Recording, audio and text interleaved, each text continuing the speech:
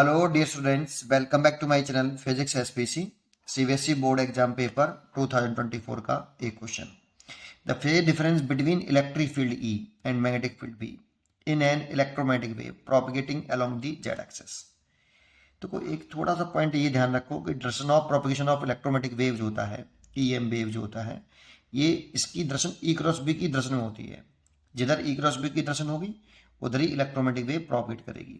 इसका मतलब E cross B की जो डायरेक्शन है वो अलोंग जेड एक्सिस दे रखी है, यहाँ पे पॉजिटिव जेड एक्सिस गिवन है बेटा, propagating along positive Z axis.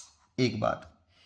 अच्छा, दूसरा हमसे फेज डिफरेंस पूछ रहा है। तो देखो इलेक्ट्रिक फील्ड जो होगा आपका, इसका इक्वेशन होती है, इक्वेशन ऑफ इलेक्ट्रोमैग्नेटिक वेव में इलेक्ट्रिक फील्ड की इक्वेशन होती है साइन ओमेगा टी माइनस के जेड।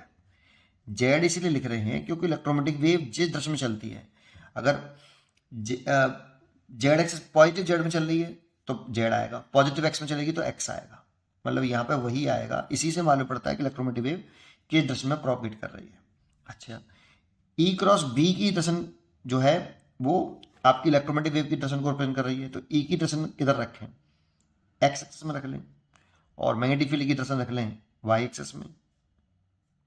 तो ये आ जाएगा के आई क्रॉस जे, के कैप होता है आई जे और ये के, तो आई क्रॉस जे के कैप होता है। तो इसीलिए इलेक्ट्रिक फील्ड जो होना चाहिए, अगर इसे वेक्टर फॉर्म में लिख दूं तो ये आना चाहिए आपका एक्स एक्सिस में, पॉजिटिव एक्स एक्सिस में। एंड मैग्नेटिक फील्ड लिखना चाहे बी वेक्टर बराबर B naught sine omega T minus का के जेड, और ये वाई एक्सिस में दिख रहा है इसीलिए जे कैप लिखते हैं। ये हमें इसकी दर्शन को बता रहा है, और यहां से मालूम पड़ रहा है इलेक्ट्रोमैग्नेटिक वेव कैसे प्रॉफिट कर रही है। या फिर ई क्रॉस बी की दर्शन निकाल लो, आप आई क्रॉस जे करो तो के कैप आ रहा है जो कि पॉजिटिव जेड एक्सिस में आ रहा है। अब देखो इसमें इलेक्ट्रिक फील्ड का ये फेज होता है बेटा, तो इलेक्ट्रिक फील्ड का और मैग्नेटिक फील्ड का फेज सेम है। अच्छा, इन दोनों में रिलेशन होता है E naught upon B naught is equal to C होता है। ये peak alternating peak electric field, amplitude electric field और एम्पलीट्यूड मैग्नेटिक फील्ड का जो रेशियो होता है वो सी के बराबर होता है ऐसे। तो यहाँ पे इन दोनों का फेज सेम है, इलेक्ट्रिक का फील्ड का फेज और मैग्नेटिक फील्ड का फेज सेम है। तो यहाँ लिख देंगे इसीलिए फेज डिफरेंस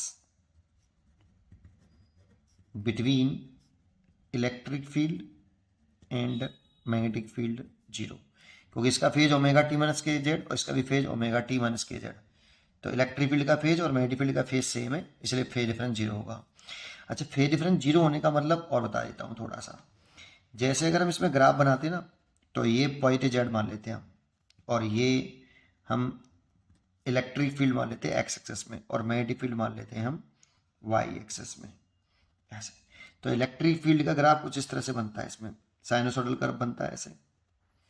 तो ये इलेक्ट्रिक फील्ड की मैक्सिमम वैल्यू हो रही है इस समय पर, electric field along x axis है। तो मैग्नेटिक फील्ड भी इसी समय पर मैक्सिमम होगा, लेकिन अलोंग वाई एक्सिस होगा ऐसे। तो एक साथ इलेक्ट्रिक फील्ड और मैग्नेटिक फील्ड एक साथ जीरो हैं, और एक साथ इलेक्ट्रिक फील्ड मैक्सिमम हुआ है तो उसी समय पर मैग्नेटिक फील्ड भी मैक्सिमम हुआ है। जैसे ही इलेक्ट्रिक फील्ड जीरो हुआ तो वैसे ही मैग्नेटिक फील्ड भी जीरो हो गया। अब यहाँ पर ये इलेक्ट्रिक फील्ड द्वारा से मैक्सिमम हुआ, तो यहाँ पे ही जाके मैग्नेटिक फील्ड द्वारा से मैक्सिमम होगा इस तरीके से।